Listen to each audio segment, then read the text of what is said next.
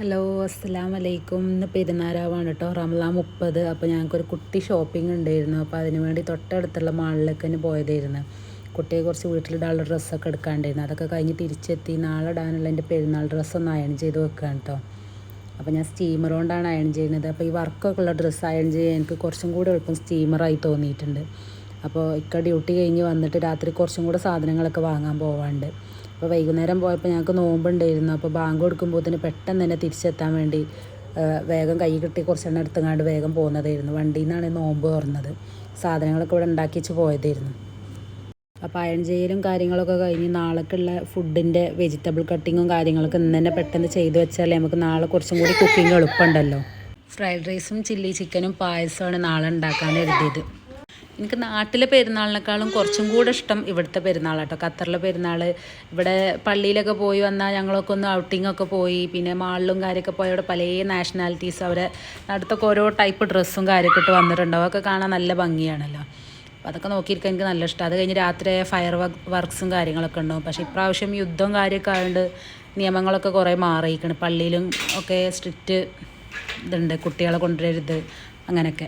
പിന്നെ പുറത്തൊന്നും നിസ്കാരം പാടില്ല, 15 മിനിറ്റ് കൂടുതൽ നിൽക്കാൻ പാടില്ല, അങ്ങനത്തെ ഒക്കെ ഓരോ സിറ്റുവേഷൻ ഉണ്ടായതുകൊണ്ട് തന്നെ ഈ പ്രാവശ്യം ഞാൻ പള്ളിയിൽ പോകണില്ല കരുതി. അപ്പോൾ വന്ന ശേഷം ഞങ്ങളിപ്പോൾ രാത്രി ബാക്കി സാധനങ്ങളൊക്കെ വാങ്ങാൻ വേണ്ടി പോവുകയാണ്. ഇതിപ്പോൾ പെരുന്നാളിൻ്റെ അന്ന് രാവിലെയാണ്. പള്ളിയിൽ പോയി വന്നതിന് ശേഷം ഞാൻ ഫ്രൈഡ് റൈസിനും പായസത്തിനും ഒക്കെ ഉള്ള എല്ലാ കുക്കിങ്ങിൻ്റെ പരിപാടികളിലാണ്. ബാക്കിയൊന്നും വീഡിയോ എടുക്കാൻ കഴിഞ്ഞില്ല. അത് ഞങ്ങൾ നാത്തൂൻ്റെ വീട്ടിലേക്ക് പോയി. അവിടെ ഉമ്മ ഉണ്ടല്ലോ. അപ്പോൾ ഞങ്ങളവിടുന്ന് ഇതാണ് ഞങ്ങളെ പെരുന്നാൾ ഔട്ട്ഫിറ്റ്. എങ്ങനെയുണ്ട്? അത് കഴിഞ്ഞ് ഉമ്മാനെ കൂട്ടി ഞങ്ങൾ അവിടെ അടുത്ത് തന്നെയുള്ളൊരു പ്ലേസ് വെണ്ടം എന്ന് പറഞ്ഞൊരു നല്ല അടിപൊളി ഒരു മാളുണ്ട്. എനിക്ക് ഭയങ്കര ഇഷ്ടമാണ് ആ മാള് പോണത്. അവിടെ പല രാജ്യക്കാരും ഉണ്ടാവും, നല്ല ഭംഗിയാണ് അവിടെ കാണാൻ. അപ്പോൾ അവിടെ ഈ വാട്ടർ ഡാൻസും കാര്യങ്ങളൊക്കെ ഉണ്ടായിരുന്നു. അപ്പോൾ അതൊക്കെ കണ്ട് അതൊക്കെ കഴിഞ്ഞ് ഒരു മിറർ സെൽഫി ഒക്കെ എടുത്ത് അവിടുന്ന് ഞങ്ങളെ ഫാമിലി ഫോട്ടോയും കാര്യമൊക്കെ എടുത്ത്. അപ്പോൾ രാത്രി ഫുഡ് അവിടുന്ന് കഴിച്ചത് KFC ആയിരുന്നു. അപ്പോൾ അത് കഴിഞ്ഞ് കുട്ടികളെയും കൊണ്ട് അവിടെ തൊട്ടടുത്ത് തന്നെ ഉള്ളൊരു പാർക്കുണ്ട്, ക്രസൻറ്റ് പാർക്ക് പറഞ്ഞ്. അപ്പോൾ അവിടെ പോയി മക്കൾ കുറച്ച് നേരം ഒന്ന് കളിച്ചോട്ടെ. ഇപ്പോൾ ഈ യുദ്ധത്തിൻ്റെ ഇതൊക്കെ ആയിട്ട് കുറച്ച് ദിവസമായിട്ട് റൂമിൽ തന്നെ ആയിരുന്നല്ലോ. അപ്പോൾ ഓരോന്ന് കളിച്ചോട്ടെ എന്നൊക്കെ കരുതി ഒന്ന് പാർക്ക് പോയി. അപ്പോൾ മക്കളെ കളിയും കാര്യമൊക്കെ കണ്ടപ്പോൾ അവിടെ ഒരു അറബ് ഫാമിലി ഉണ്ടായിരുന്നു. അവർക്ക് പെരുന്നാൾ പൈസയൊക്കെ കൊടുത്ത്.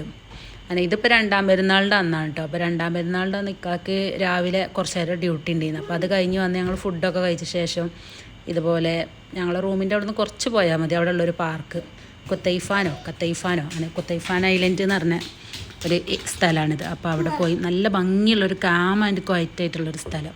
അപ്പോൾ അവിടെ കുട്ടികൾക്ക് കളിക്കാനും നമുക്ക് റിലാക്സ് ആയിരിക്കാനൊക്കെ ഒരുപാട് സ്ഥലമുണ്ട്. അപ്പോൾ അവിടെ കുട്ടികളെയും കൊണ്ട് കുറച്ച് നേരമൊക്കെ ഒന്ന് പോയിരുന്നു. അപ്പോൾ അത് കഴിഞ്ഞ് വൈകുന്നേരം താത്തയും ഇക്കാൻ്റെ സിസ്റ്ററും ഉമ്മയൊക്കെ വരാൻ പറഞ്ഞിരുന്നു. അപ്പോൾ ഒരു സൂ ഉണ്ട്, അത് കാണാൻ വേണ്ടി പോകാമെന്ന് കരുതി.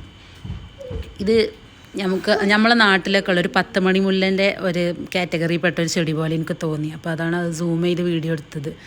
അതിൻ്റെ കാറ്റഗറിയിൽ പെട്ട തന്നെയാണ്. പക്ഷേ 10 മണി മുല്ല നമ്മളെ നാട്ടിലൊരു വട്ടത്തിലുള്ള ഇലയല്ലേ, ഇത് നീണ്ട ഇലയാണ്. അപ്പോൾ ഈ കാണുന്നതാണ് അവിടെ കുട്ടികൾക്ക് കളിക്കാനൊക്കെ ഉള്ള ഏരിയ. പിന്നെ ഈ കാണുന്ന ചെടി എനിക്ക് നമ്മളെ നാട്ടിലെ തഴുതാമനെ പോലെ തോന്നി. ഇതൊക്കെ നല്ല സെറ്റ് ചെയ്ത് വെച്ചതുകൊണ്ട് കാണാൻ നല്ല ഭംഗിയുണ്ട്. അപ്പോൾ താത്താൻ്റെ കോള് വന്നപ്പോൾ ഞങ്ങൾ ഇവിടുന്ന് ഈ പാർക്കിൽ നിന്ന് മടങ്ങി പോവുകയാണ്. അപ്പോൾ ആ സൂവിൽ പോയപ്പോൾ ആ സൂ ആണെങ്കിൽ ക്ലോസ് ചെയ്തിരുന്നു. അതിന് ഞങ്ങൾ അവിടെയുള്ള വേറൊരു പാർക്കിൽ പോയി. കുറച്ച് നേരം ഞങ്ങൾ ഫാമിലി അവിടെ മീറ്റ് ചെയ്ത് അവിടെ ഇരുന്ന് സംസാരിച്ച് അവിടെ കഴിക്കാനുള്ള സ്നാക്സും കാര്യങ്ങളൊക്കെ കൊടുന്നിരുന്നു.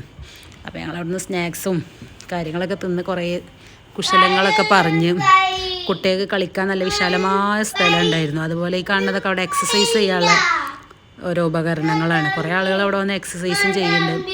അങ്ങനെ ഇതൊരു ഫ്ലോട്ടിങ് ട്രീസ് എന്ന് പറഞ്ഞൊരു ഏരിയയാണ്, ഒരു പൂള് പോലെയുള്ള നല്ല ഭംഗിയുണ്ടായിരുന്നു അപ്പോൾ അവിടെ കാണാൻ. അപ്പോൾ അതൊക്കെ കഴിഞ്ഞ് ഞങ്ങൾ അവിടുന്ന് രാത്രി തിരിച്ചു പോകുന്നു. അപ്പോൾ ഇത്രയൊക്കെ ഉള്ളൂ.